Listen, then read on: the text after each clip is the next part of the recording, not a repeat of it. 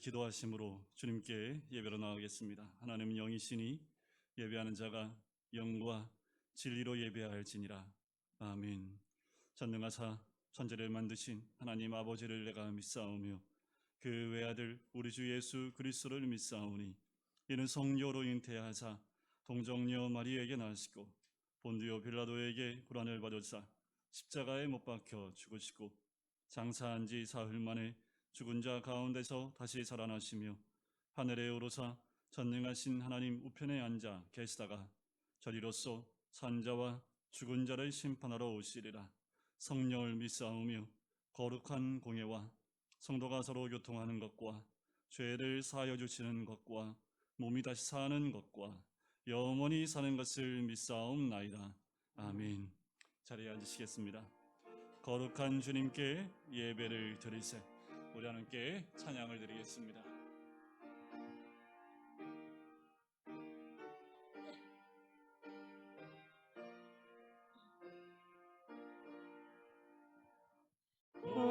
거룩한 주님께 예배를 드리세.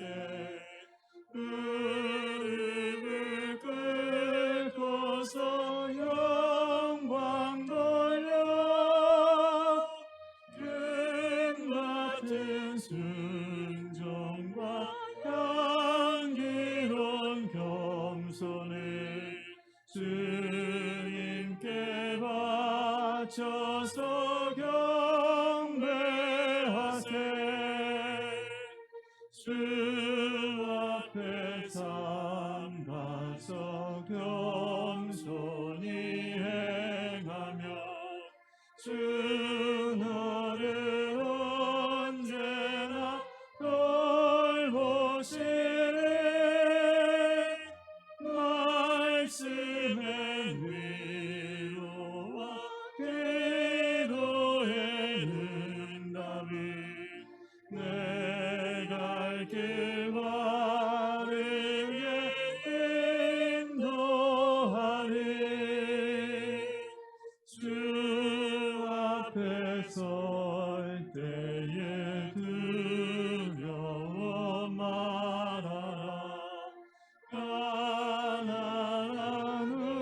우리를 도우시니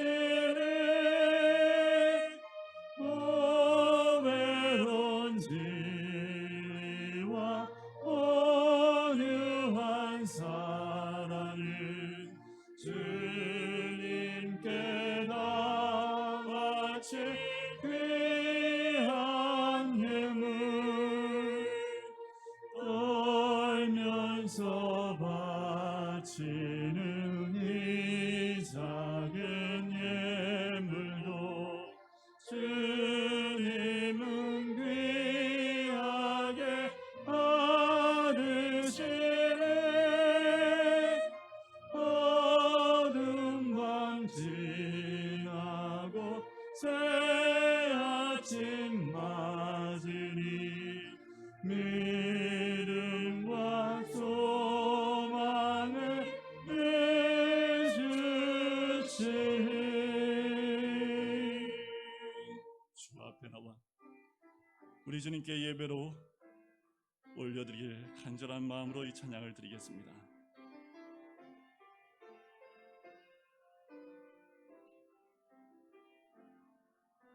주 앞에 나와 제사를 드리네. 마음 열어 내 삶을 드리네. 주를 봅니다. 끝없는 사랑 나 회복시키네. 주 앞에 나와 주 앞에 나와 제사를 드리네. 마음 열어 내 삶을 드리네. 주를 봅니다. 끝없는 사랑 나 회복시키네. 이제는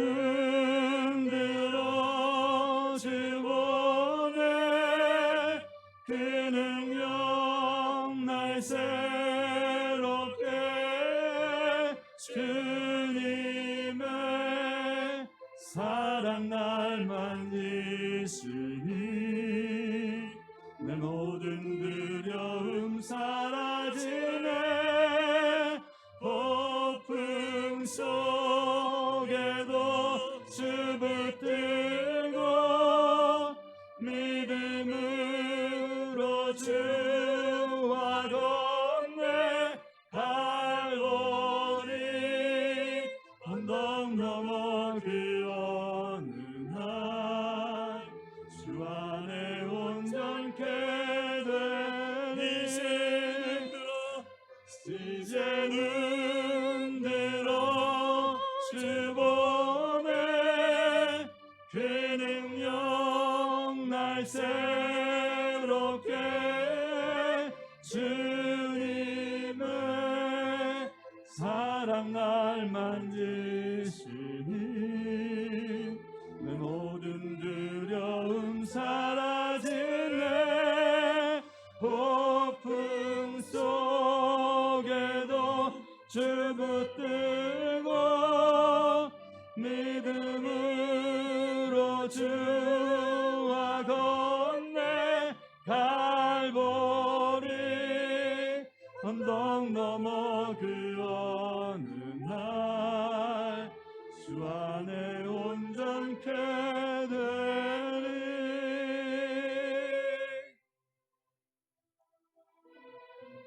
우리 같이 기도할까요? 믿음으로 주와 걷는 우리가 폭풍 속을 걸어갈지라도 주의 사랑이 우리를 붙드시고 함께 가시는 줄 믿습니다. 우리는 언제나 주 안에 온전케 되는 하나님의 은혜가 있는 줄 믿습니다. 하나님, 코로나 가운데에도 예배할 수 있는 복된 마음과 주님께 나올 수 있는 귀한 마음 주심을 감사합니다. 하나님, 매 순간 주의 보호하심과 또한 은혜와 인도하심을 경험하는 우리들, 이 시간 주님께 예배드릴 때에 우리의 마음을 다하여 드리는 복된 이 시간 될 수 있도록 역사해달라고 우리의 마음을 다하겠습니다. 내 목숨과 뜻을 다하여 주님께 예배로 사랑을 올려드립니다. 이 시간 가운데 임재 주시고 더불어 이 땅 가운데 코로나가 성히 종식되어지고 사라질 수 있도록 이 땅을 치유해달라고 우리 시간에 같이 한 목소리로 기도하시겠습니다. 사랑해 주님, 이 시간 아버지 앞에 나와 예배로 나아갈 수 있게 주심을 감사합니다.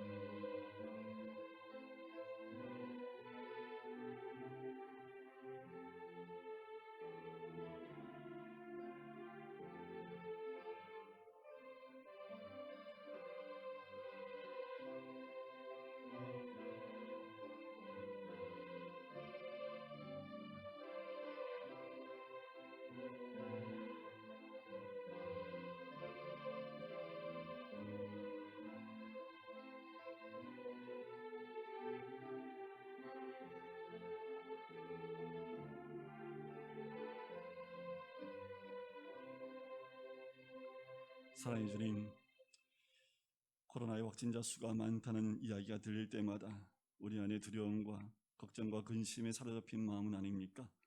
아버지 하나님, 이 모든 환경 가운데에도 우리의 마음이 주께를 향할 수 있게 인도해 주시고 주님께 나와 예배에 나아갈 수 있게 해주심을 감사합니다. 우리 한 심령 믿음 가운데 세워진 우리들, 아버지 하나님, 그 십자가 골고다 언덕 가운데 늘 함께 나아가며 아버지 하나님, 믿음에 흔들리지 아니하고 오직 주님께 이 모든 환경까지 주관하시는 주님을 의지하는 우리가 될 수 있기를 간절히 소원합니다. 이 시간 드리는 이 예배, 우리의 마음을 다하며 우리의 목숨을 다해 드리는 귀한 예배 되게 인도해 주시고 매 순간 드리는 이 예배, 지나가면 다시 드릴 수 없는 예배이오니 아버지 하나님, 우리가 다할 수 없는 예배로 주님께 영광 올려드릴 수 있는 복된 이 시간이 될 수 있도록 주여 축복하시고 인도하여 주시옵소서. 가정에서 예배되는 모든 자들 가운데에도 하나님, 동일한 마음을 허락하여 주시고 동일한 그 중심을 가지고 주님께 찬양과 영광 올려드릴 때에 있는 그 자리에 하나님의 영광과 임재가 함께 임할 줄 믿사오니 하나님의 임재가 있는 그곳이 하나님의 나라일 뿐만 아니라 하나님의 성전인 줄 믿사오니 하나님, 우리가 어디에든 흔들리지 아니한 믿음 가운데 세워진 말씀에 우리의 두 발을 딛고 또한 믿음으로 고백할 수 있는 우리의 모든 심령 될 수 있도록 아버지 인도해 주시옵소서. 때가 가까이 올수록 믿음이 흔들리는 자가 많사오니 하나님, 어떤 환경과 역경 가운데에도 우리의 믿음이 흔들리지 않도록 믿음의 고백을 하며 주만 바라볼 수 있는 우리가 될 수 있도록 주여 축복하시고 인도하여 주시옵소서. 복된 이 교회 가운데 믿음을 더해 주시고 성령의 충만함으로 채워주시길 간절히 소원합니다.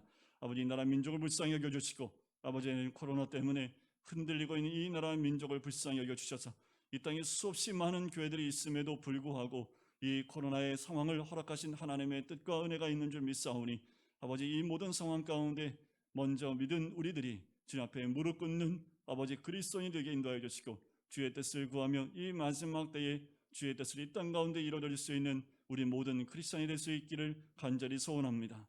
또한 이 땅에 있는 코로나가 속히 종식되어 좀 사라질 수 있도록 주여 역사해 주십시고 어떠한 변이 바이러스가 온다 할지라도 아버지, 이것 때문에 두려움이 있는 것보다 아버지, 이것을 극복해낼 수 있는 아버지 우리가 될 수 있도록 이 나라 민족을 불쌍히 여겨 주시옵소서.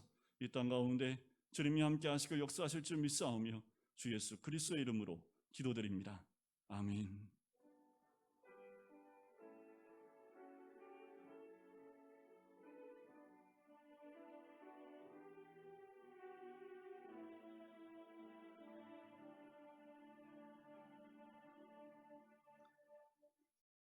네, 주의 일부 예배 나오신 우리 성도님들을 주의 이름으로 축복하고 사랑하고 환영합니다.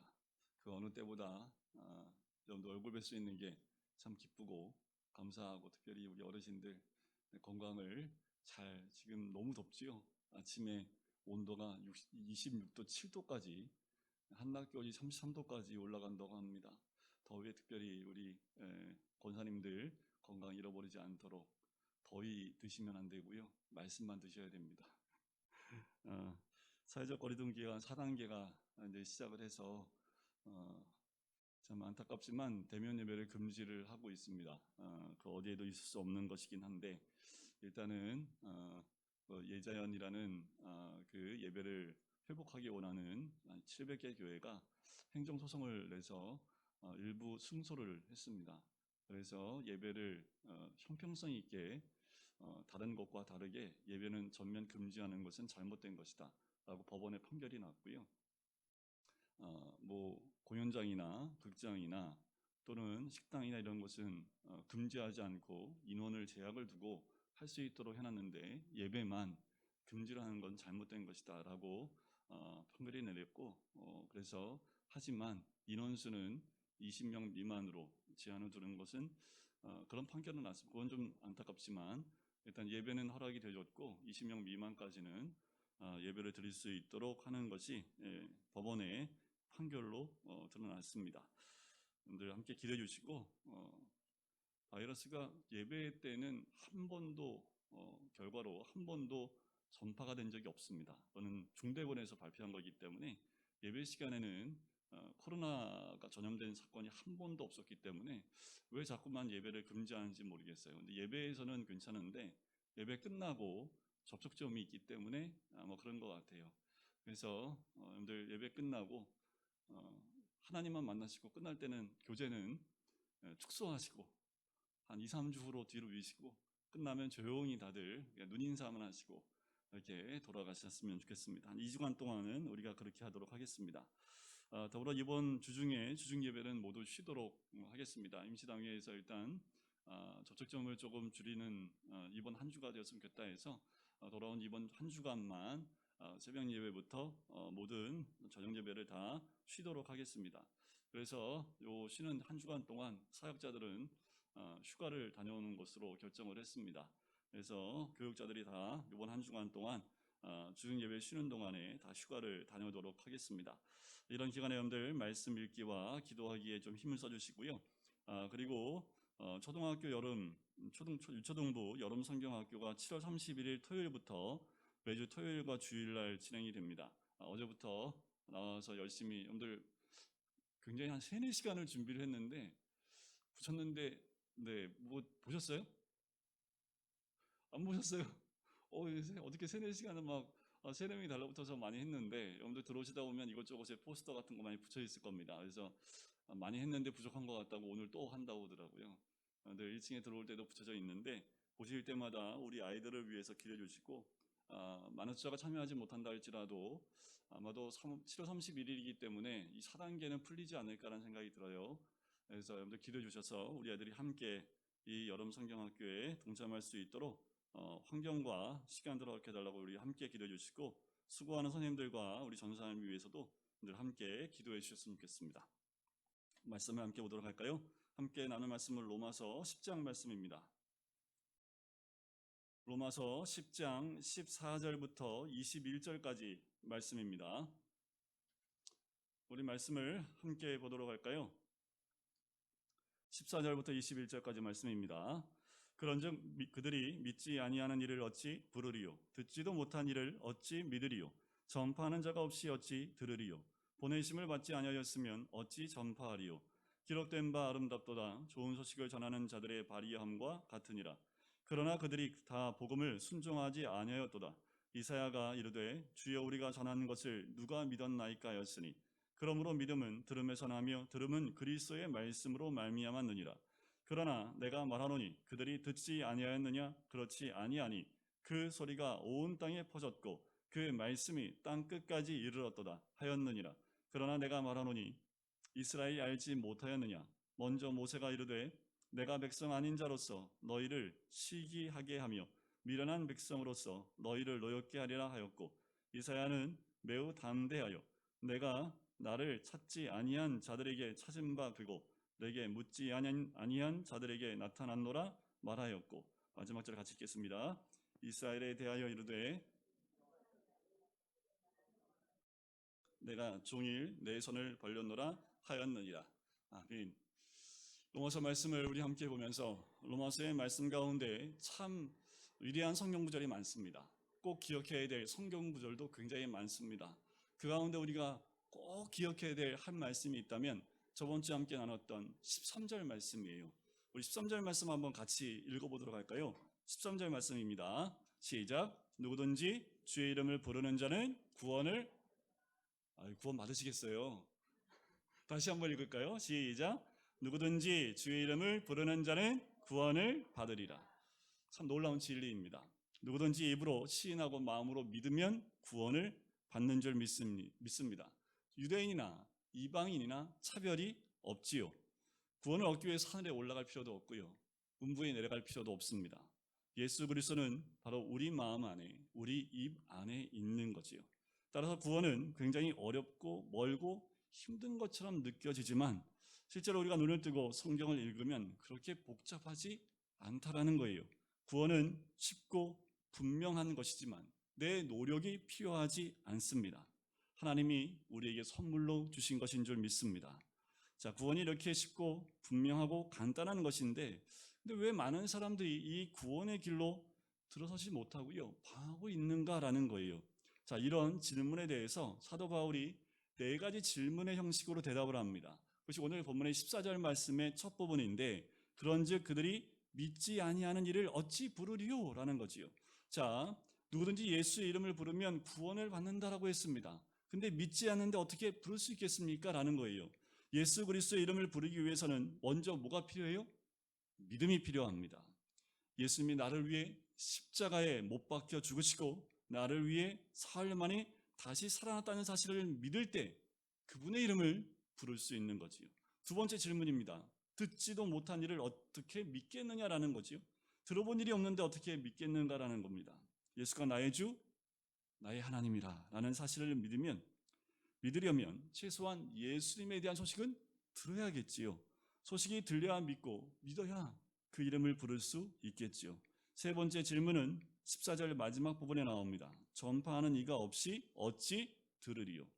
여러분, 예수 그리스도의 말씀을 들으려면 누군가 그 말씀을 전해야 되지요. 우리는 이런 사람을 가리켜서 메신저라고 얘기도 하고요, 소식을 전하는 사람이라고 이야기합니다. 누군가 전해주는 사람이 있어야 말씀을 듣게 되지요. 말씀을 들어야 믿음이 생기지요. 믿음이 생겨야 예수 그리스도의 이름을 부르게 되는 겁니다. 예수의 이름을 부르게 될 때 구원을 얻는 거지요. 마지막 4번째 질문이 15절 첫 부분에 나옵니다. 보내심을 받지 아니하였으면 어찌 전파하리요? 그래요. 소식을 전하는 사람은 스스로 가서 이야기하는 사람이 아니라 누군가에 의해서 보냄을 받은 사람이라는 거예요. 마치 우리나라가 각 나라의 대사를 파송하듯이 하나님이 우리를 보내신 겁니다. 여러분, 왜 하필 이 코로나 시대에 우리가 살고 있을까요? 조금만 앞에 살았으면 코로나 경험하지 않을 수도 있고, 조금만 뒤에 태어났으면 이 코로나와 상관없는 시대에 살 수 있는데, 우리가 왜 이 시기에, 이렇게 코로나 시기에 마스크를 쓰고 예배를 드리는 이때에 우리가 살고 있을까라는 거예요. 이건 우리가 질문을 해봐야 됩니다. 왜 우리에게 이렇게 입을 막게 하셨을까? 입을 막은 게 아니지요. 이 시대를 살게 하신 이유는 분명히 있습니다. 왜냐하면 이 시대에 우리를 살게 하신 이유는 이 시대에 우리를 보내신 겁니다. 이걸 여러분들 잊으시면 안 돼요. 그 다른 시대가 아닌 이 시대에 그리스도인으로 우리가 살게 하신 것은 이 시대에 우리를 보내신 하나님의 손길이라는 거지요. 보냄을 받지 않았는데, 파송을 받지 않았는데 누가 감히 갈 수 있습니까? 메시지를 전하지 않았는데 누가 들을 수 있으며 믿을 수 있으며 주의 이름을 부를 수 있겠습니까? 자, 그러면 14절과 15절에서 결론에 중요한 한 가지를 갖게 돼요. 자, 구원을 얻으려면 주님의 이름을 불러야 되는데, 예수의 이름을 부르기 위해서는 뭐가 필요해요? 파송이 필요하다라는 겁니다. 보낸 자가 있어야 된다라는 거지요. 보내는 일이 없으면 결과적으로 구원도 없다라는 겁니다. 자, 구원은 여러분들 산속에 기도원에 혼자 들어가서 받는 것이 아닙니다. 구원은 누군가 하나님 말씀을 전해줘야 되는 거지요. 전해줄 때 그 말씀을 듣고 믿음이 생깁니다. 믿음이 생길 때 예수님을 찾을 수 있지요. 두드릴 수 있고 부를 수 있는 겁니다. 자, 그렇다면 교회의 최대 임무가 뭘까요? 우리 교회가 존재하는 가장 중요한 임무가 뭘까냐는 거예요. 그것은 바로 파송입니다. 사도라는 말의 원어를 보면 아포스텔로라는 헬라 말을 쓰는데, 이 말 뜻은요, 내가 너희를 보낸다, 내가 너희를 세상에 보낸다라는 뜻입니다. 그런데 마태복음 28장 19절과 20절에 보면 너희는 가서 모든 족속으로 제자를 삼아 아버지와 아들과 성령의 이름으로 세례를 주고 가르쳐 지키라 하라 라는 말씀이 있습니다. 여러분, 예수가 당신을 위해서 십자가에 못 박혀 죽으셨고, 예수가 당신을 위하여 부활하셨고, 예수가 당신의 죄를 용서하셨고, 예수가 당신을 하나님의 아들로 인치셨을 뿐만 아니라 구원받게 해주셨고, 그 예수는 부활하셔서 지금 우리와 함께 하신다라는 그 소식, 이 기쁜 소식을 전하러 가는 자의 발걸음, 그 발걸음에 대해서 오늘 본문 말씀에 그 발걸음이 어떻다고 나옵니까? 여러분들, 이런 소식, 예를 들면 이런 거지요. 사형 선고를 받은 사람에게 사면의 소식을 가지고 가는 사람의 발걸음입니다. 사형을 집행을 앞두고 있는 사람에게 그 사형이 취소됐고 사면됐다는 소식을 전하는 사람의 발걸음은 어떨까요? 그런데 반대로 사형의 소식을 전하는 사람의 발걸음은 또 어떻겠습니까? 우리의 발걸음은 어떤 발걸음일까요? 교회가 파송하고자 하는 그 사람의 발걸음은 바로 이런 구원의 발걸음, 생명의 발걸음이겠지요. 이 소식을 전하는 사람이 있으려면 누군가 보내야 합니다. 따라서 이 소식을 전하러 가는 사람의 발은 복된 발이라고 나오지요. 15절 중간에 나옵니다. 기록된 바 아름답도다 좋은 소식을 전하는 자들의 발이여함과 같으니라. 우리 발이 이 복된 소식을 전하는 발이 되시기를 주의 이름으로 간절히 축원드립니다. 그런데 우리 발이 돌멩이 치는 발이 안 됐으면 좋겠어요. 여러분들, 신경질 난다고 다른 사람의 엉덩이를 차버리는 발 되면 안 되겠지요. 죄악을 저지르는데 달려가는 발이 돼서도 안 됩니다. 기쁜 소식을 전하는데 사용되는 우리 모든 성도님들의 발이 되기를 간절히 소원합니다. 전 세계로 복음을 들고요, 다른 언어, 다른 문화권, 다른 종족에게 위험과 고통과 외로움과 가난을 무릅쓰고 기쁜 소식을 전하는 분들이 있지요. 조국을 떠나고요, 일가 친척을 떠나고 직장을 떠나서 예수 그리스도의 복음을 들고 이방인들 속으로 들어가는 많은 분들이 있습니다. 우리는 이분들을 선교사라고 부르지요.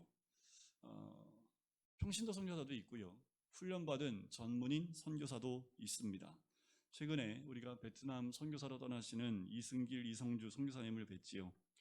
이 코로나 시국에 코로나가 끝나면 가려고 했지만 주의 부르심의 강력함 때문에 이 코로나 시기에 이제 일단 백신을 맞고 바로 이 소식을 전하러 그 땅으로 가기로 결정한 두 분이었습니다. 캄보디아에서 선교하시는 박선교 선교사님, 제가 밴드에 건물을 올리는 사진을 작년 9월과 올해 7월에 사진을 두 가지를 나눠서 올려드렸습니다. 그곳에서 복음 사역을 하기 위해서 초등학교부터 대학교까지의 그 모든 과정을 한 곳에 모아놓는 그 학교를 이 송사님이 짓기 위해서 그렇게 건물을 짓고 계세요. 그 돈은 다 어디서 납니까? 한국에서 후원하고 있는 우리 교회들의 후원을 통해서 그 건물이 올라가요. 우리 후손들을 위해서 하는 건가요? 아니요. 캄보디아 땅에 있는 어린 생명에게 복음을 심어주기 위해서 지금도 그 땅에서 힘들고 어려운 가운데에도 한 층 한 층 학교를 세워가고 있는 선교사님이 계세요. 또 군부 쿠데타가 일어난 미얀마에 선교하시는 이재희 선교사님, 쿠데타가 일어나기 전에 비자 문제로 한국에 나왔는데 한국에 나와 있는 그때에 쿠데타가 일어났어요. 지금 사방으로 다시 미얀마로 들어가기 위해서 여러 가지로 알아보고 있는데 길이 열리지 않습니다. 전 세계에서 딱 하루에 10명만 이 비자가 나온대요. 전 세계에서. 그러니 미얀마에 들어갈 수 있는 사람이 누가 있겠습니까?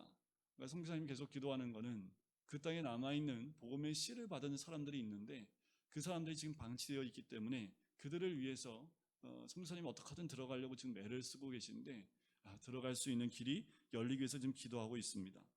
왜 무엇 때문에 이분들이 그곳에서 그렇게 그런 일을 할 수 있습니까? 이분들이야말로 아름다움, 발이라 라는 그 명칭을 붙여드릴 수 있지 않을까요? 교회는 끊임없이 복음을 전하는 분들을 파송해야 합니다. 우리가 그들의 생활을 뒷바라지해 주어야 하지요. 우리가 할 수 있는 것은 이것이 바로 선교입니다. 여러분들, 우리 코로나가 오면서 작년도 그렇고 올해도 그렇고 선교원금이 많이 줄었습니다. 우리가 선교원금을 매달 드리는 작정한 그 금액이 우리 후원하고 있는 선교사님들과 교회에 빠짐없이 매달 나가고 있습니다. 그래서 지금 매달 얼마씩 마이너스가 되고 있어요. 어쩔 수 없지요. 코로나 때문에 잘 모이지 못했기 때문에 오는 그 어려움이기도 합니다. 하지만 우리가 가지 못하는 곳에 생명을 걸고 선교사님들이 갔기 때문에 그 일에 동참할 수 있는 것은 물질로 그분들의 삶을 후원하는 것밖에 없지요. 여러분들, 그분들의 그런 삶을 이어갈 수 있도록 우리가 작정한 그 선교헌금은 여러분들 잊지 말고 해주시기를 간절히 부탁드립니다. 우리가 가지 못하지만 우리는 후원하고 기도하지만 그들은 우리를 대신해서 목숨을 걸고 이방 땅에서 복음을 전하는 거지요. 자, 16절 한번 볼까요? 그러나가 나오면 조금 긴장이 됩니다. 그들이 다 복음을 순종하지 아니하였도다. 이사야가 이르되 주여 우리가 전하는 것을 누가 믿었나이까 하였으니. 자, 복음을 전했는데요, 모든 사람이 복음에 순종한 것은 아니었습니다. 어떤 사람은 순종했지만 어떤 사람은 순종하지 않았어요. 그 사람들이 누굴까요? 이스라엘 백성이었습니다. 그들은 복음에 반응하지 않았지요. 복음을 들을 수 없었던 이방인들은 복음을 받아들였지만 복음을 받아들였어야 했던 이스라엘 백성은 거절하고 예수님의 십자가에 못 박아 버렸습니다. 왜 그들은 복음을 거부했을까요? 듣지 못해서요? 그게 무슨 말인지 몰라서요?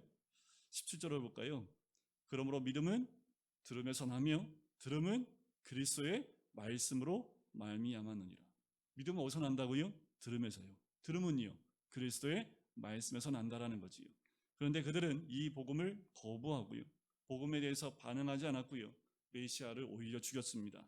그 이유가 무엇일까요? 18절을 볼까요? 그러나 내가 말하노니 그들이 듣지 아니하였느냐?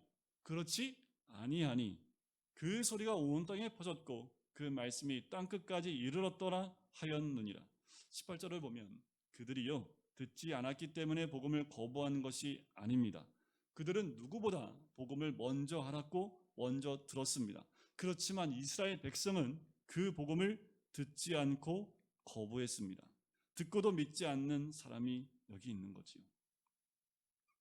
성도 여러분, 우리 가운데 이런 사람이 없기를 바랍니다. 만약에 지금 이런 상황 가운데 있는 분이 있다면 다시 말씀으로 복음으로 돌아오시기를 간절히 소원합니다. 많은 분들이 이렇게 질문을 해요. 목사님, 저렇게 믿음이 없을까요?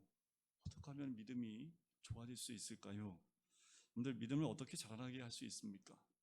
이 질문을 받으면 정말 믿음이 생기기를 원하십니까? 라고 질문합니다. 오늘 믿음이 생기길 원하세요? 저는 그냥 이대로 살다 갈래요, 이거예요? 오늘 믿음 생기기 원하십니까? 큰 믿음을 갖기 원하십니까?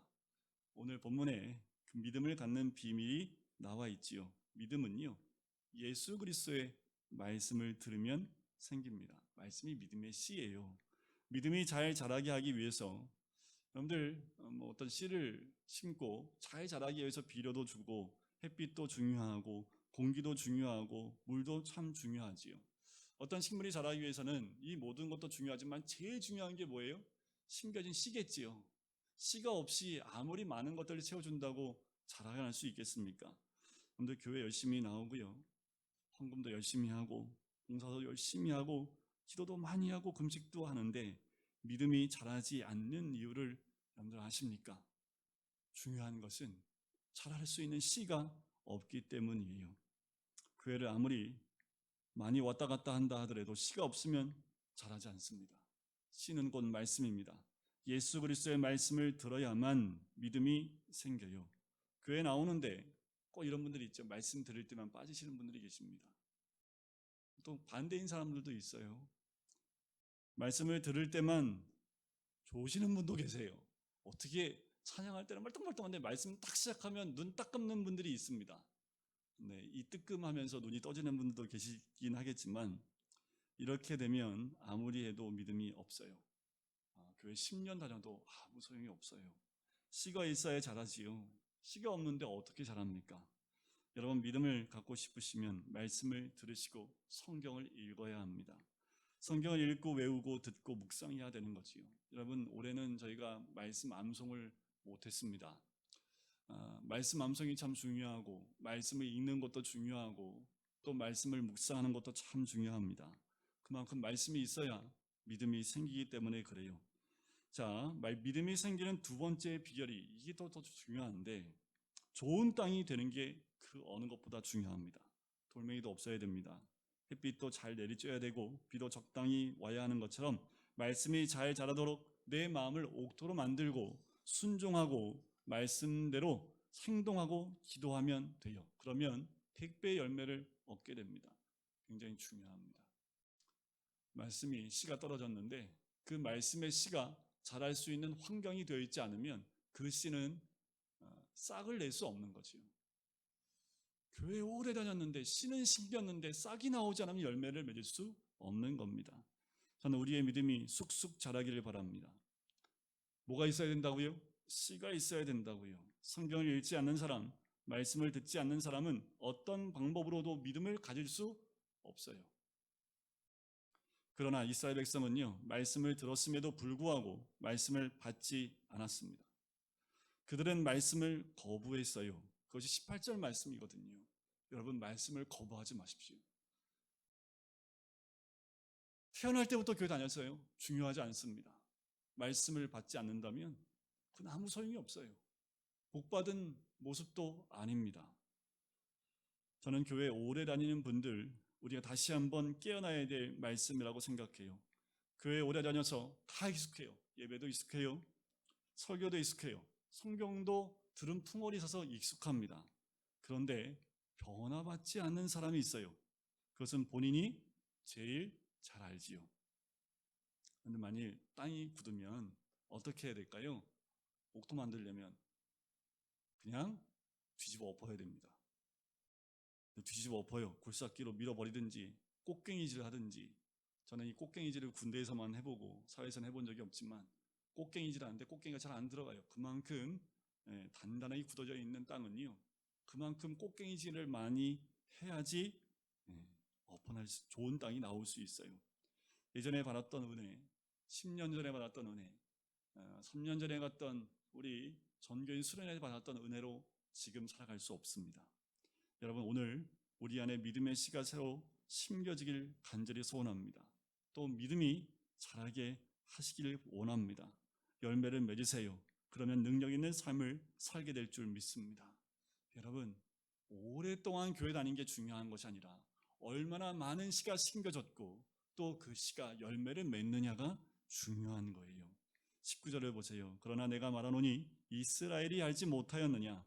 먼저 모세가 이르되 내가 백성 아닌 자로서 너희를 시기하게 하며 미련한 백성으로서 너희를 노엽게 하리라 하였고. 자, 19절부터는요. 바울이 두 사람의 예를 듭니다. 첫째가 모세요. 두 번째가 이사야입니다. 모세는 율법의 대표고 이사야는 선지자의 대표지요. 사도 바울은 모세 율법과 이사야의 예언을 인용하면서 말하지요. 너희들이 정말 몰라서 그러냐? 너희가 듣지 못해서 그러냐? 20절에 나옵니다. 이사야는 매우 담대해요. 내가 나를 찾지 아니한 자들에게 찾은 바 되고 내게 묻지 아니한 자들에게 나타났노라 말하였고. 결코 이스라엘은 듣지 못해서 몰라서 이 메시아를 거부한 것이 아니라는 거예요. 오늘 이 시대에 많은 교회들이 있고 많은 기독교인이 있는데 우리가 귀담아 들어야 될 말씀입니다. 복음을 못 들어서가 아닙니다. 메시아를 몰라서가 아니에요. 이스라엘은 메시아에 대한 얘기를 들었습니다. 다 알고 있어요. 얼마나 알고 있는지 아세요? 메시아가 언제 오는지, 어디서 어떻게 태어날지도 다 알아요. 처녀에게 잉태될 것도 알았습니다. 탄생할 장소도 이미 이사야를 통해서 다 말씀해 줬어요. 하지만 이스라엘은 교만하고 완고했고 그래서 메시아를 거부했습니다. 저는 이런 말씀을 드리고 싶어요. 우리가 설교를 듣고 성경 공부도 하는데 신앙생활이 고장이 날 수 있습니다. 아무리 교회에 나와서 예배드려도 답답해요. 예수 믿는 게 습관이 됩니다. 무기력해집니다. 그리고는 자꾸 죄를 짓습니다. 몰라서 죄 짓는 것이 아니에요. 알면서도 자꾸 죄를 져요. 하나님보다 세상을 좋아하게 됩니다. 그럼 자기 영혼이 마치 감옥에 갇힌 것 같은 느낌이 들 때가 있어요. 아무리 열심히 살아도, 아무리 교회에 나와도 왠지 내가 감옥에 갇힌 것 같은 느낌이 살 수 있다는 거지요. 이스라엘이 바로 이런 경우입니다. 율법도 알았지요. 할례도 약속도 다 알았습니다. 그들에게는 믿음의 조상들도 있었습니다. 그랬지만 그들의 마음이 어떻게 해요? 강팍했습니다. 여러분, 교회에 오래 다닌다고 해서 중요한 것이 아니다. 내 마음이 강팍한지를 볼 수 있어야 합니다. 마음이 강팍한 사람은 변명을 해요. 자신은 자신의 허물을 볼 수 없습니다. 다른 사람의 허물, 실수를 비판하면서 자기의 허물에 대해서는 굉장히 관대하기 시작을 합니다. 여러분들, 나는 어떻습니까? 여러분들, 우리 자신은 어떻습니까? 혹시 남에 대한 그런 평가는 사정없이 그 비판하면서 자신에 대해서는 관대하고 내가 이럴 수밖에 없는 이유가 있다라고 얘기하고 있지는 않습니까? 우리 신앙에 변명을 하고 핑계를 하고 있으면 그렇다면 이미 빨간불이 깜빡깜빡거리고 있다라는 거예요. 어쩌면 여러분들 우리 영혼의 사이렌 소리가 이미 울리고 있는 것인지 모르겠습니다. 자기 허물을 보는 사람은요, 남의 허물이 절대로 보이지 않고요, 야단하지도 않습니다. 남의 눈에 있는 티를 보는 사람은 자기 눈에 들보가 있는 것을 발견하셔야 돼요. 목사님, 그거 어떻게 알아요? 아는 건 간단해요. 남의 티가 보이면 내 눈에 들보 있는 겁니다. 그러면 내 눈에 있는 들보 때문에 괴로워해야 되는데 남의 눈에 있는 티를 보면서 그 티를 빼주겠다고 달려드는 사람들이 너무도 많아요. 우리는 늘 끊임없이 우리 눈에 있는 들보를 보셔야 합니다. 그렇지 않으면 내 눈이 맑아질 수 없고 내 자신을 발견할 수 없게 되는 거지. 이스라엘은 자기의 허물을 보는 눈이 없었습니다. 자기의 강팍함을 보는 눈이, 자기의 오만을 보는 눈이 없었다라는 거지. 복음을 거부하고 그래서 메시아를 십자가에 못 박고 말았던 겁니다. 그러나 우리 하나님은 이 이스라엘 백성을 어떻게 했을까요? 21절에 하나님의 모습이 나와요. 이스라엘에 대하여 이르되 순종하지 아니하고 거슬러 말하는 백성에게 내가 종일 어떻게 해요? 내 손을 벌렸다라는 거죠. 여러분, 이스라엘이 이렇게 강팍함에도 불구하고 우리 하나님은 두 손을 벌려 기다리고 계시는 하나님이십니다. 우리도 마찬가지예요. 우리가 너무나 강팍해서 남에 있는 실수와 허물만 콕콕 집어내며 자신의 허물을 보지 못하고 눈이 옆으로 쫙 찢어지고 옆으로 째려보기 시작하고 내 가슴을 보지 못하는, 그래서요, 여러분들 자기 가슴을 자꾸 보면 눈이 위아래로 움직이기 때문에 눈이 위아래가 커지는데 자꾸 옆에 사람 보면요 눈이 옆으로 찢어져요. 날카로워질 수밖에 없어요. 눈은 항상 우리의 가슴을 보셔야 합니다. 우리 하나님 언제까지 두 손을 벌리고 기다리실까요? 우리 하나님 돌아오실 때까지 기다리십니다. 여러분, 우리의 눈은 우리의 마음, 나의 강팍함을 봐야 된다는 거지요. 거슬러 말하는 사람을 참고 기다리고 돌아오기를 원하시는 거예요. 마치 집 나간 자식을 기다리는 부모의 심정과 마찬가지입니다. 탕자를 기다리는 그 아버지의 모습, 탕자가 돌아왔을 땐 이미 눈이 멀어 있는 상태였습니다. 그리고 모든 것이 쇠약해 있는 그 아버지, 아들이 왔을 때 그 아들을 가슴 깊이 끌어안고 함께 울었던 그 아버지의 모습이 우리 하나님 아버지의 모습입니다. 하나님 아버지께서 이스라엘 때문에 얼마나 많은 고통을 당하셨을까요? 회개하고 돌아오기를 기다리는 아버지같이 손을 벌리고 우리를 기다리십니다. 혹시 우리 중에 이스라엘처럼 예수는 오래 믿었지만 실족하고 누구 때문에 상처를 입어서 하나님께 순종하지 못하고 거슬러 말하는 사람들이 있습니까? 온종일, 아니요, 돌아올 때까지 뙤약볕에서 두 손을 벌리고 기다리고 계시는 우리 하나님을 생각하시길 간절히 소원합니다. 그분에게로 돌아와야 되지요. 남의 허물을 보지 말고요, 자기 허물을 보기 시작해야 합니다. 남의 실수를 보지 말고 자기 실수를 보기 시작해야 합니다. 우리 안에 진정한 그 주님의 복음 가운데 있는 우리 모든 성도님들, 믿음의 더 깊이 가운데 말씀의 열매를 맺는 우리 모든 성도님 되시기를 주님의 이름으로 간절히 축원드립니다. 우리 이 시간 같이 기도하실까요? 하나님, 우리가 이스라엘 민족처럼 복음을 듣고도 아버지 하나님 구원의 길로 나가지 못하는 자들 되지 않게 인도해 주시옵소서. 아버지 하나님, 우리는 이미 믿는 자들이고 주의 이름을 부르는 자들임에도 불구하고 그 복음을 들었음에도 불구하고 믿음의 자리에 가지 못하는 우리들 되지 않길 원합니다.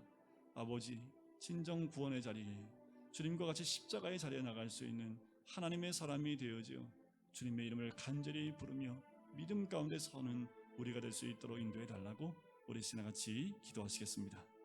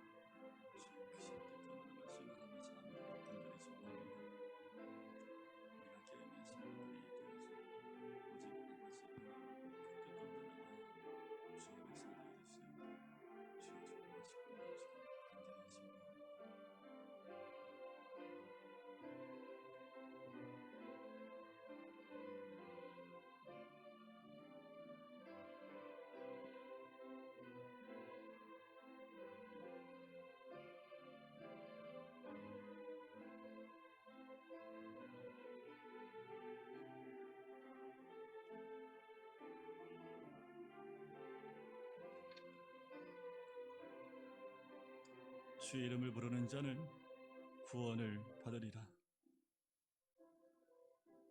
아버지 하나님, 우리가 믿음 가운데 서 있는 우리들, 주의 이름을 부를 수 있는 주의 백성 될 수 있기를 간절히 소원합니다. 교회만 왔다 갔다 하는 사람이 되어져 이스라엘처럼 듣기만 하고 순종치 못하여 오히려 그 복음을 거부해버리는 우리의 모습이 되지 않기를, 말씀에 순종하여 십자가에 지셨던 예수님처럼 남이 아닌 내 자신을 바라보며 오늘도 말씀 가운데 십자가 앞에 내가 서 있는 사람인지를 돌아보며 오늘도 구원받은 백성으로 이 좋은 소식을 전하는 하나님의 파송받은 사람들이 될 수 있기를 간절히 소원합니다.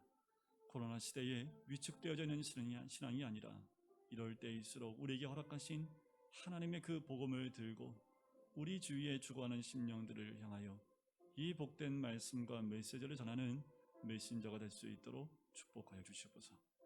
감사드리며 예수 그리스도의 이름으로 기도드립니다. 아멘. 진정한 예배가 숨쉬는 교회, 우리 함께 찬양드리면서 결단하면서 우리 봉헌하도록 할까요?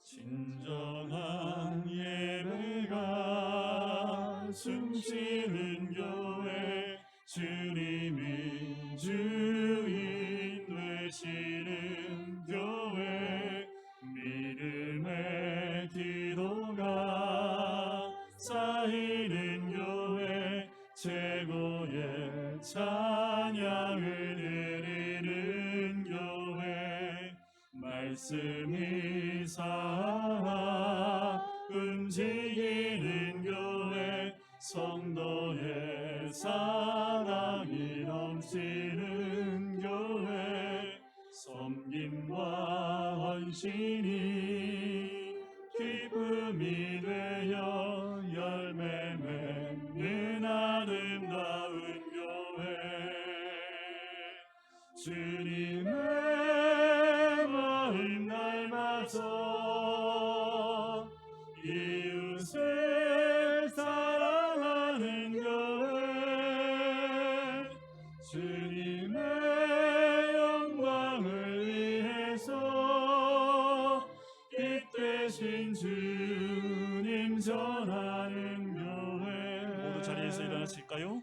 사랑의 불꽃이 활짝 피어나 날마다 사랑에 빠지는 교회 주께서 사랑하는 우리 교회가 이런 교회 되게 하소서. 기도하겠습니다. 사랑의 주님, 우리가 드리는 예물이 믿음의 고백의 예물이 되게 하여 주시고 우리 주신 모든 것 주의 것이기에 주님께 드린 귀한 예물이 주의 복음과 말씀 위에 쓰임받는 복된 예물 될 수 있기를 간절히 소원합니다. 이 코로나 시대에 아버지 하나님의 놀라운 은혜와 축복 가운데 거하는 우리 모든 성도님들 주님이 열어가신 그 부유함 가운데 거할 수 있도록 하나님 인도해 주시고 길을 열어주셔서 늘 주님이 부어주시는 놀라운 복을 누리는 우리 모든 성도님 한 사람 한 사람 될 수 있기를 간절히 소원합니다. 늘 말씀 안에 아버지 하나님 믿음 가운데 서 있는 우리 한 사람이 되어져 주님이 보내실 만한 믿음의 사람들로 세워질 수 있도록 축복하시고 인도하여 주시옵소서. 이제는 예수 그리스도의 은혜와 하나님 아버지의 사랑하심과 성령의 교통하심이 주 예수 그리스도의 이름을 믿음으로 부를 수 있는 주의 백성이 되기를 소원하시는 우리 모든 성도님들 머리 위에, 가정 위에, 사업터 위에, 환우들 머리 위에 이제부터 영원까지 함께 하시기를 간절히 축원하옵나이다. 아멘.